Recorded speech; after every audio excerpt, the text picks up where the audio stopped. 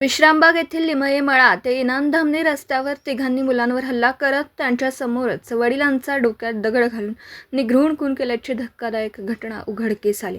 क्रांतिकुमार बापूसाहेब शेडबाळे असं खून झालेल्या व्यक्तीचं नाव आहे. सदरची घटना शनिवारी रात्री 9:15च्या सुमारास घडली.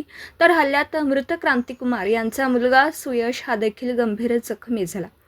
खुनानंतर इनामधामणीतील संतप्त नागरिकांनी पोलिसांना खडसावून जाब विचारला. दरम्यान हल्ल्यानंतर पळून जाणाऱ्या तिघांना 80 फुटी बाजारात नागरिकांनी पकडून चोप देत पोलिसांच्या ताब्यात दिले. विश्रामबाग येथील लिमये मळा ते इनामधामणी या कच्च्या रस्त्यावर अनेक तरुणांचा अड्डा निर्माण झाला. धामणीतील नागरिकांनी तक्रार करून देखील कारवाई झाली नव्हती. शनिवारी रात्री 9:15च्या सुमारास इनामधामणीतील शेतकरी क्रांतिकुमार यांचा मोबाईल कुठेतरी पडल्यामुळे ते मुलगा सुयश याला घेऊन विश्रामबागकडे येत होते. तेव्हा वाटेत तिघा संशयितांनी त्याला अडवलं. त्यांच्यात वाद झाला. तेव्हा एकाने कोयता काढून मुलगा सुयश याच्यावर हल्ला चढवला. सुयश जखमी झाल्यानंतर वडील क्रांतिकुमार यांना मारहाण करण्यास सुरुवात केली. त्यावेळी रस्त्यावर पडलेला मोठा दगड उचलून क्रांतिकुमार यांच्या डोक्यात घातला. त्यामुळे गंभीर जखमी होऊन अतिरक्तस्राव आणि त्यांचा जागीच मृत्यू झाला.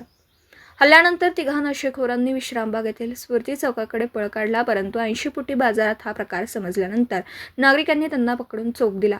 त्यानंतर विश्रामबाग पोलिसांच्या ताब्यात दिला. दरम्यान खुनाची माहिती मिळताच पोलीस निरीक्षक सुधीर भालेराव यांच्या पथकाने तात्काळ घटनास्थळी धाव घेतली.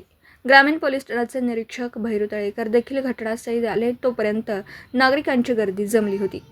पोलिसांनी गर्दी हटवून पंचनामा केला. घटनास्थळी चप्पल आणि दगड पडला होता.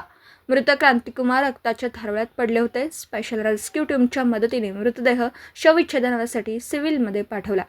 हल्ल्यानंतर तिघेजण कोयता नाचवत पळाले. तेव्हा आठवडा बाजारात त्यांना पकडण्यात आलं. रात्री उशिरापर्यंत त्यांची चौकशी सुरू होती. प्राथमिक तपासात तिघेजण रेकॉर्डवरील गुन्हेगार असल्याची माहिती मिळते.